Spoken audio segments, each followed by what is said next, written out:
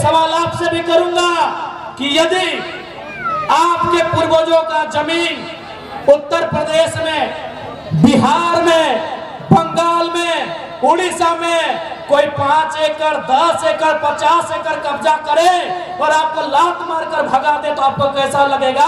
आप छतों से बाहर आए और जवाब देके जाइए। जी हाँ, इन बड़ी बड़ी इमारतों में यदि हमारे बिहार से, उत्तर प्रदेश से, बंगाल से, छत्तीसगढ़ से, उड़ीसा से, गुजरात से, हरियाणा, राजस्थान कहीं के भाई बहन रहते हैं और जिनको लगता है कि हम उनके खिलाफ बोलते हैं, तो आप सामने अगर हमें जवाब दे दे कि यदि आपकी बपोती जमीन Tata, TISCO, Telco, Usha Martin, Aida, ज्याडा, BIADA, ABCDZ अगर 5 एकड़, 50 एकड़ ले और आपको वहां एक 4th ग्रेड की नौकरी में ना रखे तो आपकी प्रतिक्रिया क्या होगी? हमारे बारे में नकारात्मक होने से पहले आप हमारे गांव में आओ, आप उन क्षेत्रों में आओ जहां से हम आके अपनी आवाज बुलंद करते हैं। बताइए आपकी प्रतिक्रिया क्या होगी? अरे ये झारखंड है इसलिए हम लोग गेट बंद कर रहे हैं, ये झारखंड है इसीलिए हम लोग धरना दे रहे हैं। यूपी बिहार होता तो कबाड़ के फेंक देते, इसीलिए जो यूपी बिहार के लोग हमारे लिए धारणा बना रहे हैं, दिल पे हाथ रख के कहिए आपके बाबूजी का कोई 5 एकड़ जमीन कंपनी ले ले और आपको वहां नौकरी में ना रखे, आपकी प्रतिक्रिया क्या होगी? इसलिए हमारे बारे में नकारात्मक होने से पहले हमारी बातों को अच्छी तरह समझ ले।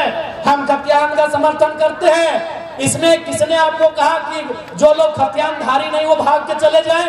अरे भाई, हम खतियान का समर्थन करते हैं, मतलब क्या है कि खतियान के आधार पर डोमिसाइल पॉलिसी बने और उस डोमिसाइल पॉलिसी के आधार पर एम्प्लॉयमेंट पॉलिसी बने, उसमें झारखंडियों को हक मिले। हमने ये थोड़ी कहा कोई यहाँ व्यापार नहीं करेगा, कोई यहाँ रोजगार नहीं करेगा, कोई यहाँ निजी कंपनियों में काम नहीं करेगा। इसलिए कोई भी धारणा बनाने से पहले आप अपने छतों में अपनी खिड़कियों को खोलिए, क्योंकि हमें मालूम है ये आदित्यपुर के क्षेत्र में झारखंड के लोगों से ज्यादा बिहार, बंगाल, उत्तर प्रदेश के भाई बहन लोग रहते हैं। अपने छतों की खिड़कियों को खोलिए और मुझे सुनिए, मुझे जानिए, मैं कह रहा हूं ये तो झारखंड है कि कंपनी में जाके ये धरना देते हैं, हड़ताल करते हैं। ये बिहार होता तो कंपनी के मालिकों को गाड़ दिए होते। आप बताइए ना, बिहार में फैक्ट्री नहीं लगने का कारण क्या है? बंगाल से 8000 फैक्ट्री वापस जा रही, कारण क्या है? उनको मालूम है कि यहाँ हम लोग मजदूरों को, रैयतों को, जमीनदाताओं को सता नहीं पाएंगे, यहाँ ये लोग उल्टा पलटवार करेंगे।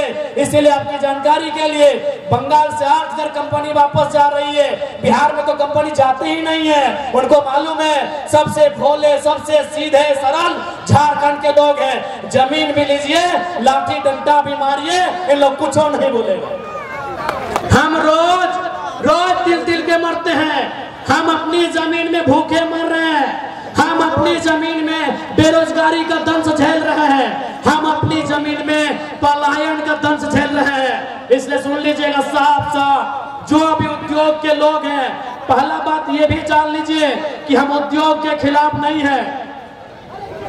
जितने भी कंपनी फैक्ट्री के संचालन करता है, हम कोई कंपनी फैक्ट्री के खिलाफ नहीं है। हम देश के प्रधानमंत्री, वर्तमान प्रधानमंत्री नरेंद्र मोदी के चमत्कारिक मंदिर, ईश्वर देवी देवताओं के मंदिर की तुलना में देश के पहले प्रधानमंत्री पंडित जवाहरलाल नेहरू के आधुनिक मंदिरों के पक्ष में है। हम नरेंद्र मोदी जी के मंदिरों के पक्ष से कई ज्यादा देश के पहले प्रधानमंत्री पंडित जवाहरलाल नेहरू के आधुनिक मंदिरों के पक्ष में है। आधुनिक मंदिर यानी कल कारखाना, आधुनिक मंदिर यानी फैक्ट्रियां, आधुनिक मंदिर यानी डैम, आधुनिक मंदिर यानी रोजगार, हम उनके पक्ष में हैं। लेकिन सवाल है, उस मंदिर को मैंने जमीन दिया है, अगर हम घंटी बजाने की भी नौकरी वहां नहीं मिलेगी तो सवाल तो होगा, सवाल तो होगा। बिल्कुल हम आधुनिक मंदिर के पक्ष में हैं। हम मोदी जी के उन धार्मिक देवी देवता आकाशीय चमत्कारिक चीजों से कई ज्यादा गुना हम पंडित नेहरू के आधुनिक मंदिर के पक्षधर हैं। उनका आधुनिक मंदिर का रास्ता रोजी रोजगार से होकर जाता है, गरीबों की पेट की भूख से होकर जाता है, इसलिए हम उनके पक्ष में हैं। लेकिन मेरा सवाल वही है, उस आधुनिक मंदिर को बचने के लिए, आधुनिक मंदिर यानी टाटा की फैक्ट्रियां, आधुनिक मंदिर यानी रियाडा जियाडा, आधुनिक मंदिर यानी ये तमाम फैक्ट्रियां, कंपनियां, ये डैम, ये कुचाई का डैम, ये चांडिल का डैम, ये डिमना डैम, आधुनिक मंदिर यानी ये तमाम फैक्ट्रियां, ये छोटे बड़े मिल्स कारखाने। लेकिन सवाल यही कि आधुनिक मंदिर, ये फैक्ट्रियां हमारी जमीनों पर है, और यदि हमें वहां रोजगार नहीं मिलेगा तो सवाल भी होगा, और समय के साथ झारखंड की मिट्टी में उलगुलान भी होगा, बवाल भी होगा, और कोई नहीं बचा पाएगा। डीसी के पास चले गए, जाइए जहां जाना है चले जाइए। सिकंदर को जानते हैं ना अग्रवाल जी, हम आपको नहीं जानते हैं ना कभी मिले हैं, पेपर में नाम सुने हैं तब से मेरा पारा हिट है। आपसे हमारा कोई झगड़ा नहीं है। एक तो आटा चक्की पीसते थे राजस्थान से आके, और लोगों को यहाँ झारखंड के मूलवासी, झारखंड के आदिवासी पे जुल्म करिएगा, केस करिएगा, तो याद रखिएगा आने वाला दिन जब काउंटर होगा ना, कोई डीसीएस भी साथ नहीं देने वाला। बिल्कुल मेरा अगर बयान आप तक पहुंच जाए तो आप आज शाम को सिकंदर के बारे में पढ़िएगा।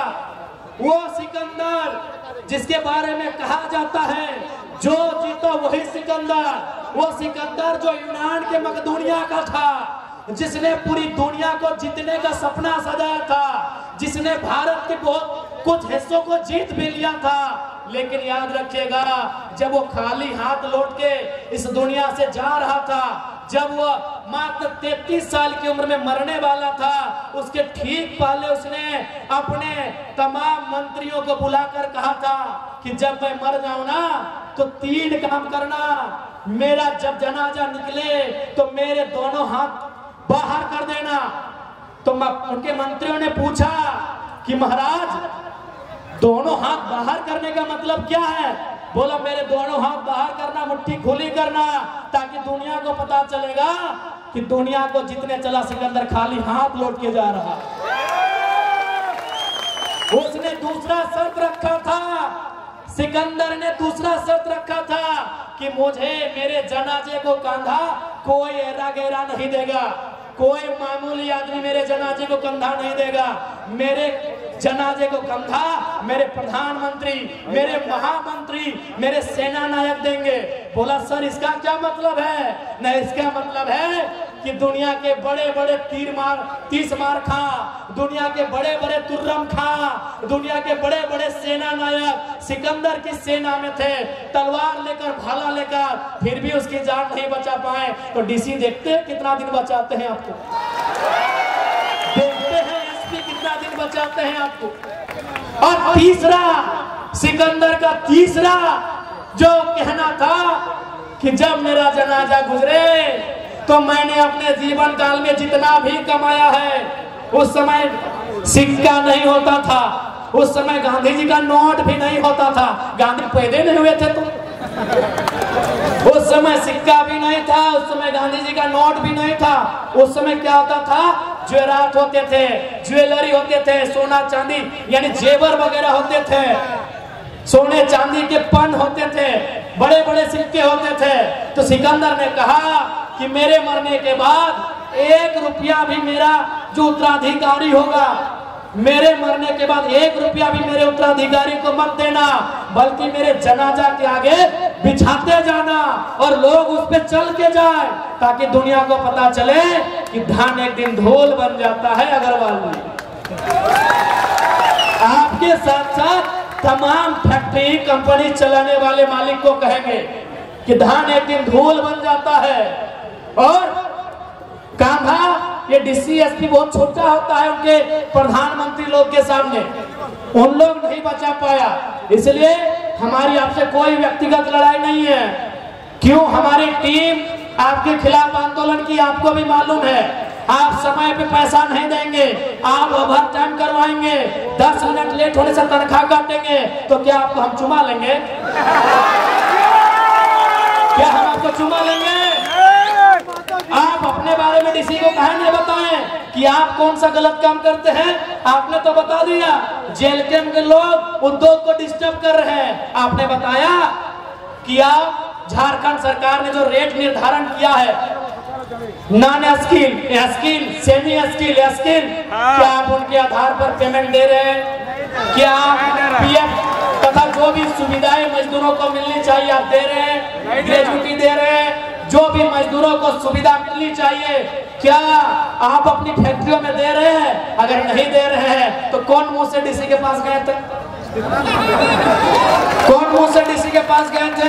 आपको क्या लगता है आपके पास पैसा है तो डीसी आपका ही पक्ष सुनेंगे? तो हम भी इनके विधायक हैं, देखते हैं डीसी एक तरफा कैसे करते हैं, देखते हैं डीसी एक तरफा कैसे करते हैं। नहीं, आप पैसे वाले हैं, आपको लगा डीसी आपके जेब में है, मुंह उठा के चल गए, तो हम भी इनके मेंबर ऑफ लेजिस्लेटिव असेंबली है, देखते हैं डीसी एक तरफा कैसे करते हैं। याद रखिएगा हम जनप्रतिनिधि हैं और डीसी कौन है? नौकरशाह है। नौकरशाह का मतलब क्या होता है? देखिए डीसी महोदय, हम आपके खिलाफ कोई ऐसा वचन नहीं कह रहे हैं जो सिस्टम में दुनिया को बता रहे हैं। डीसी रहे चाहे एसपी रहे वो नौकरशाह का पार्ट होते हैं। आप जनता के सेवक हैं, हम जनप्रतिनिधि हैं, हम उनके प्रतिनिधि हैं। आप उनके सेवक हैं, हम उनके प्रतिनिधि हैं। प्रतिनिधि का मतलब क्या होता है मालूम है? नहीं मालूम है तो बता देते हैं। क्योंकि भारत एक लोकतांत्रिक देश है, यहाँ कानून बनाना होता है, यहाँ नियम बनाना होता है, यहाँ विधि बनाना होता है और जनता डायरेक्ट विधि नहीं बना सकती है। क्योंकि जनता 1 अरब से ज्यादा है, तब ये निर्णय हुआ कि जनता 15 लाख में 20 लाख में एगो प्रतिनिधि चुनेगी, वही तो हम हैं। हम जनता के प्रतिनिधि हैं, हम उन्हीं की आवाज को, उन्हीं के मुद्दों को, उन्हीं की समस्याओं को विधानसभा में, लोकसभा में, राज्यसभा में लेकर जाते हैं। इसलिए जो भी उद्योग घराना ये सोच रहा है कि पदाधिकारी आपके जेब में है, ये गलत बात है। क्योंकि डीसी एसपी वो जनता के होते हैं, किसी व्यक्तिगत प्रॉपर्टी के नहीं होते हैं। तो जो लोग भी ये भ्रम फैला रहे हैं, बिल्कुल भ्रम ना फैलाएं, नहीं तो ये निर्मल की मिट्टी है। अगर इस बार सवाल करेगी तो इतना बड़ा बवाल होगा कि आपको 1 इंच धरती यहाँ दोबारा नहीं मिलेगी। क्या कोल्हान की जनता अपने हक अधिकार के लिए नए उलगुलान के लिए तैयार है? आखिर घुट घुट के कब तक जीना है? अरे घुट घुट कर कब तक जीना है? जमीन हमारी, खेत हमारे, राज्य हमारा और राजस्थानी यहाँ आंख दिखा रहा है। ये कितना शर्म का बात। पहला बात, अब हमने राजस्थानी कहा था, इसका मतलब ये नहीं कि हम राजस्थान के खिलाफ है। हम उस राजस्थान के राजस्थानी के खिलाफ हैं जो फटाक से हमारे साथियों की शिकायत करने ऑफिसर के पास पहुंचा था। आप जनता की, रैयतों की, मजदूरों की समस्याओं का समाधान करिए। हम आपकी फैक्ट्री को हुलकने नहीं जाएंगे। हमें कोई शौक नहीं है आपकी फैक्ट्री से नाता रखने का, हमें कोई शौक नहीं है हुलकने का। लेकिन अगर जनता की आवाज आई, अगर झारखंड का कोई एक व्यक्ति भी प्रताड़ित हुआ तो आप अगर गोला बारूद भी लेके आएंगे तो हम सीना और सर लेके आएंगे, याद रखिएगा। ये 2025 का झारखंड है, ये झुकने वाला नहीं है। ये 2025 का झारखंड है। अब ये झुकेगा नहीं, पलटवार भी करेगा, आंख भी मिलाएगा, सवाल भी करेगा और हलफ के बाहर से अपना जवाब भी लेके आएगा। बिल्कुल मैं स्पष्ट कह रहा हूँ। अब जाइए बंगाल होके आई, बिहार होके आई, वहाँ कंपनियों की क्या स्थिति है? वहाँ कंपनी क्यों नहीं जाना चाहती है? और झारखंड में कंपनियां तांडव करती है क्योंकि इन्हें मालूम है कि इनके नेता खरीदे जाएंगे, इनके नेता बिक जाएंगे। तो कोई बात नहीं है, ये झारखंड की जनता है, जरूरत पड़े तो बिना नेता के भी लड़ लेती है। इनको लगता है कि हम तो विधायक जी को खरीद लेंगे। अरे अभी खासकर ये इतिहास रहा है, पीछे के दरवाजे में उनको एंट्री भी मिलता है, पीछे के दरवाजे से जाते हैं, अटैची लेके आते हैं। ये तो पुरानी परंपरा है, उस परंपरा को भी तोड़ना है, उस व्यवस्था को भी तोड़ना है।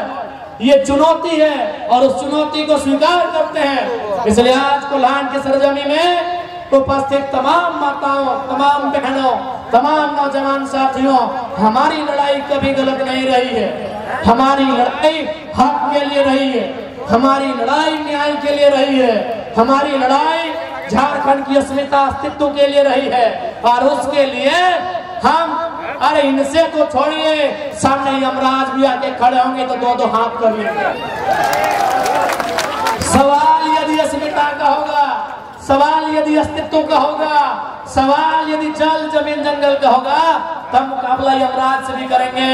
ये तो कहाँ कौन कौन है हम जानते भी नहीं है, ये तो बहुत मामूली लोग हैं, जिसके माध्यम से ब्रिटेन के लोगों ने हिंदुस्तान को और हिंदुस्तान के साथ साथ और 70 देशों को, किसी को 150 साल, किसी को 200 साल, किसी को 300 साल गुलाम बनाया। आज उखाड़ के फेंक दिया गया कि नहीं? आज ईस्ट इंडिया कंपनी को उखाड़ कर फेंक दिया गया कि नहीं? तो इसलिए कोई भी कंपनी वाले, मैं स्पष्ट कह दूं, बिल्कुल मैं आपके खिलाफ नहीं हूं, आपकी गलत नीतियों के खिलाफ हूं। घमंड मत रहिएगा।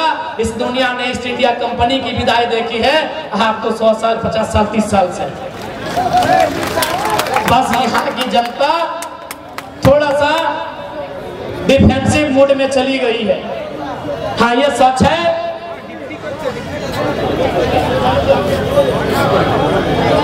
हाँ, ये सच है कि झारखंड की जनता थोड़ा सा डिफेंसिव मूड में चली गई है, क्योंकि हमने निर्मल के बहते हुए खून को देखा, हमने सांसद के रूप में सुनील महतो के सीने में लगी उतरी हुई 12 गोलियों को भी करीब से सुना। इसलिए हम मानते हैं कि हम विगत 20 सालों से डिफेंसिव हो गए हैं। तो इसका मतलब ये नहीं कि हम दोबारा एग्रेसिव नहीं हो सकते। हाँ, मानते हैं कि हमने समय के साथ कुछ पल के लिए समझौता कर लिया है। अब हम आंदोलन से, आक्रामकता से कभी कभी समझौता कर जाते हैं, लेकिन याद रखिएगा, सवाल यदि अस्तित्व से आके टकराएगा, सवाल यदि अस्मिता से आके टकराएगा, तो हम किसी से भी मुकाबला करने को तैयार हैं। तैयार है ना? ये आने वाले जेनरेशन के लिए लड़ाई है। आज आप देखिए, हमारा सोना झारखंड कहाँ है, किस हाल में है, किस परिस्थिति में है।